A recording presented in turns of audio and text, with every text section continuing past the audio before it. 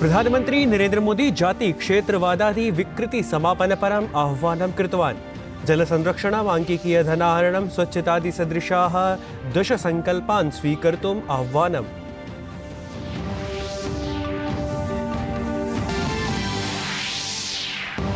एकं राष्ट्रम् एकं निर्वाचनमालक्ष्य दिल्ल्याम् अद्य आयोज्यते उच्चस्तरीय समितेः द्वितीयोपवेशनं। संरचनायां कोविंद समितेः विशेषतायां ध्यानमस्ति।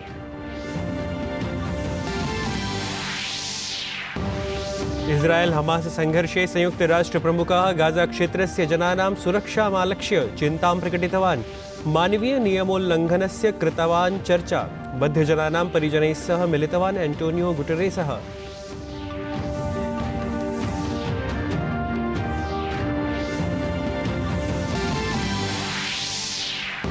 गुजरात राज्यस्य अहमदाबाद नगरे आदिमहोत्सवं राष्ट्रीय जनजातीय महोत्सवम् आयोजयिष्यते।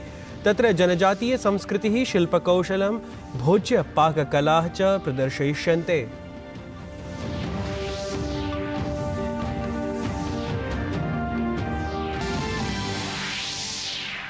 एकदिवसीयायां विश्वचषक प्रतियोगितायाम् अद्य दिल्ल्याम् ऑस्ट्रेलिया नीदरलैंड दलयोः भविष्यति क्रीडा सामुख्यम्।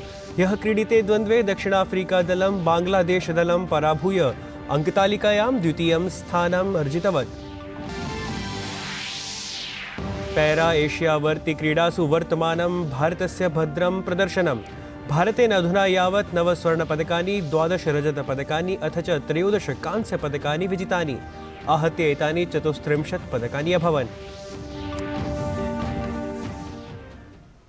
अभिवादये, अहमस्मि नीतीश भारद्वाजः। अत्र भवतां स्वागतम् एतस्मिन् जीडी न्यूज़ वार्ताप्रसारणे। अथ वार्ताः।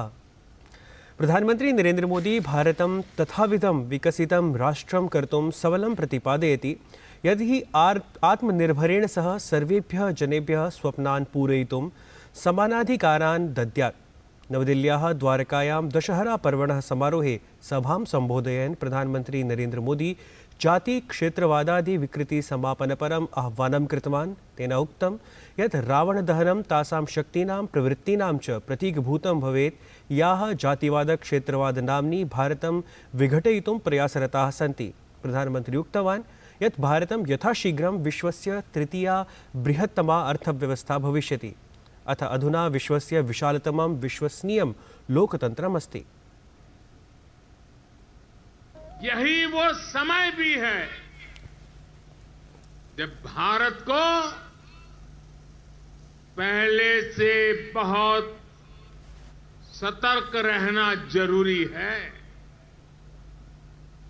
हमें ध्यान रखना है कि आज रावण का दहन बस एक पुतले का दहन न हो, ये दहन हो हर उस विकृति का जिसके कारण समाज का आपसी सौहार्द बिगड़ता है। ये दहन हो उन शक्तियों का जो जातिवाद और क्षेत्रवाद के नाम पर मां भारती को बांटने का प्रयास करती। ये दहन हो उन विचार का जिसमें भारत का विकास नहीं, स्वार्थ की सिद्धि निहित है। राष्ट्रपति पदासीना द्रौपदी मुर्मुः दिल्ल्याः लालकिला इति रक्तदुर्गे आयोजिते दशहरा समारोहे गतसायं सम्मिलिता अभवत्। अथ तत्र रावणदहन कार्यक्रमे अपि सहभागम् अकरोत्। एतस्मिन् अवसरे राष्ट्रपति पदासीना द्रौपदी मुर्मुः अकथयत् यत् दशहरा इति विजयादशमी पर्व अस्माकं राष्ट्रस्य चिन्तनं मूल्यानि च निर्दर्शयति। सा उक्तवती यत् एतत् पर्व समाजे सत्यतायाः, नैतिकतायाः, मर्यादित व्यवहारस्य च प्रेरणां राष्ट्रवासिभ्यः प्रददाति। देश के अलग अलग भागों में तथा प्रवासी भारतीयों द्वारा विश्व के कई देशों में भी पूरे उत्साह के साथ मनाया जाने वाला ये पर्व हमारे महान राष्ट्र के साझा मूल्यों और संस्कृति को दर्शाता है। बुराई पर अच्छाई और असत्य पर सत्य की जीत के रूप में विजयदशमी का ये त्योहार मानव मूल्य एवं आदर्श की उत्कृष्टता का प्रतीक है। ये एक ऐसा पर्व है जो समाज में सच्चाई व नैतिकता तथा मर्यादापूर्ण व्यवहार को अपनाने की प्रेरणा देता है।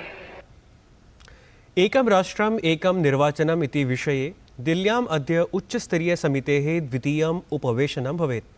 पूर्वराष्ट्रपतेः रामनाथ कोविन्दस्य नेतृत्वे निर्मितायाः समितेः एतदुपवेशनं महत्त्वयुतम् आकल्यते, यतः समितिः अद्य लॉ कमीशन इत्यस्य मार्गनिर्देशिकां प्रकाशयितुं शक्नोति, यत्र देशे युगपत् निर्वाचनम् आयोजयितुं विचाराः सम्मिलिताः सन्ति। इतः पूर्वं सितम्बर मासस्य 23 दिने केन्द्रप्रशासनपक्षतया निर्मितायाः एतस्याः उच्चस्तरीयसमितेः प्रथमम् उपवेशनं जातमासीत्, यत्र निर्णीतम् आसीत् यत् युगपत् निर्वाचनविषये राष्ट्रीयस्तरीयाणां क्षेत्रीयदलानां च विचाराः आमन्त्रयिष्यन्ते इति। पूर्वराष्ट्रपतेः अध्यक्षताम् एतस्यां समितौ गृहमन्त्रिणम् अमितशाहं, पूर्वसांसदं गुलाम नबी आज़ादं च समेत्य 8 सदस्याः सन्ति। विधिमन्त्री अर्जुन राम मेघवालः अत्र विशेषसदस्यत्वेन अस्ति। इस्राएल हमास संघर्षे संयुक्तराष्ट्रप्रमुखः गाजाक्षेत्रस्य जनानां सुरक्षाम् आलक्ष्य चिन्तां प्रकटितवान्। सहैव मानवीयनियमोल्लङ्घनस्य चर्चां कृतवान्। एंटोनियो गुटेरेसः तत्र बद्धजनानां परिजनैः सह अपि मिलितवान्।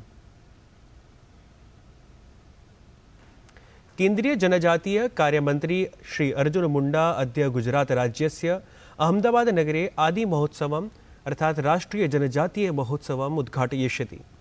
जनजातीय कार्यमन्त्रालयस्य भारतीय जनजातीय सहकारी विपणन विकास संघ समवायेन अक्टोबर मासस्य 25 दिनाङ्कात् आरभ्य नवंबर मासस्य 3 दिनाङ्कं यावत् अहमदाबादस्य वस्त्रापुरे विशालकार्यक्रमस्य आयोजनं क्रियते।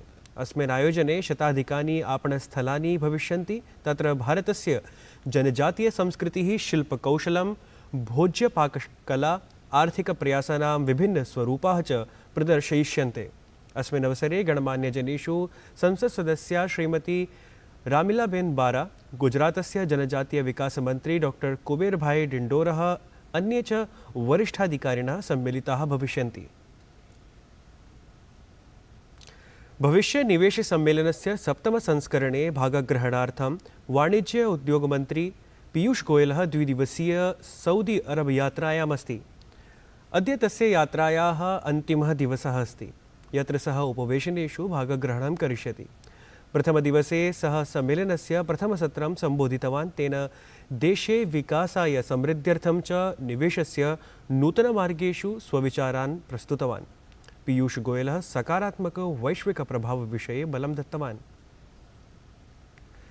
स्वीय यात्रावधौ पीयूष गोयलः विश्व बैंकस्य अध्यक्षेण अजय बंगा इत्यनेन सह मिलितवान्।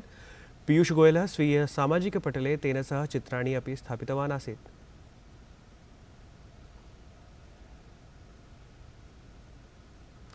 न केवलं भारते अपितु विश्वे जनाः संस्कृतभाषायाः अध्ययनं कुर्वन्ति। लिथुआनिया देशस्य राजदूतपदासीना डायना मिकेविसीन् इत्येषा हिन्दीभाषया सह संस्कृताध्ययनं करोति। सांस्कृतिकभाषयोः सम्बन्धान् दृढान् कर्तुं लिथुआनिया संस्कृतविद्वान् विटिस् विदुनसः अथ च भारते लिथुआनिया देशस्य राजदूतपदासीना डायना मिकेविसीन् इत्येषा लिथुआनिया संस्कृतभाषयोः भाषापरसम्बन्धविषये एकम् अभियानं प्रचालयति। तया उक्तं यत् अस्माभिः अनयोः भाषयोः शब्दकोशः अपि प्रकाशितः अस्ति इति। Lithuanian language is officially recognized to be the closest living sister language of Sanskrit. So it is a bridge between the two peoples, and it is a very important also bridge and motive for so many of our people to reach out to research this connection and to enjoy it. Lithuanian Embassy organized a series of lectures by the Sanskrit scholar from Lithuania, Mr. Vytis Vidunas, who is also my own Sanskrit teacher from my university times, to speak about this linguistic connection, to present the most interesting examples of similarities, which are in fact striking, not just in vocabulary, which we share a lot, but also in grammatical structure. भारतीय ज्ञानपरम्परायाः सततप्रचारे निरन्तरं संलग्नस्य भारतस्य पूर्वप्रधानमन्त्रिणः श्री लाल बहादुर शास्त्रिणः प्रेरणया च संवर्धितस्य दिल्लीस्थितस्य श्री लाल बहादुर शास्त्री राष्ट्रीय संस्कृतविश्वविद्यालयस्य स्थापनादिवससमारोहः विजयदशम्याः दिने अत्यन्तं हर्षोल्लासेन आचरितं गतः। अवधातव्यं यत् अखिल भारतीय संस्कृत साहित्य सम्मेलने 62अधिक-9दशशततमे वर्षे अक्टोबर् मासस्य 8मे विजयदशमी दिने दिल्ल्यां संस्कृतविद्यापीठस्य स्थापना कृता आसीत्। तदा काले विशेषाधिकारीरूपेण निदेशकत्वेन च डॉक्टर मंडन मिश्रः नियुक्तः आसीत्। एतस्याः संस्थायाः स्थापनायां माननीयस्य पूर्वप्रधानमन्त्रिणः महत्त्वपूर्णा भूमिका अवर्तत। लाल बहादुर शास्त्रीवर्यः एतत् विद्यापीठं विश्वपटले उपस्थापयितुं प्रायतत। क्रमशः 20-अधिक-20शततमे वर्षे एप्रिल् मासस्य 30 दिनाङ्के एतत् विद्यापीठं केन्द्रीय विश्वविद्यालयत्वेन संवृत्तम्। गतदिने एतस्य एव केन्द्रीय विश्वविद्यालयस्य स्थापना समारोहः कार्यक्रमः आयोजितः, यत्र मुख्यातिथिरूपेण विश्व हिंदू परिषदः अन्ताराष्ट्रीयः संरक्षकः श्रीराम जन्मभूमि समितेः च सदस्यः श्रीमान् दिनेश चन्द्रः विश्वविद्यालये उपस्थितः आसीत्। स्वीय उद्बोधने सः संस्कृत विश्वविद्यालयाय शुभकामनाः प्रयच्छन् संस्कृतस्य महत्तां प्रतिपादितवान्। कार्यक्रमस्य अध्यक्षतां तावत् विश्वविद्यालयस्य कुलपतिः प्रोफेसर मुरली मनोहर पाठकः अकरोत्। एकदिवसीयायां विश्वचषकप्रतियोगितायाम् अद्य दिल्ल्याम् ऑस्ट्रेलिया नीदरलैंड दलयोः क्रीडा सामुख्यं भविष्यति। एषा स्पर्धा दिल्ल्याः अरुण जेटली क्रीडाङ्गणे खेलिष्यते। वर्तमानशृङ्खलायाम् उभयोः दलयोः क्रीडायात्रा नास्ति सुखदा। एतस्यां स्पर्धा शृङ्खलायाम् ऑस्ट्रेलिया दलेन एतावता 4 स्पर्धाः क्रीडिताः, यासु क्रीडाद्वये एव विजयः अधिगतः।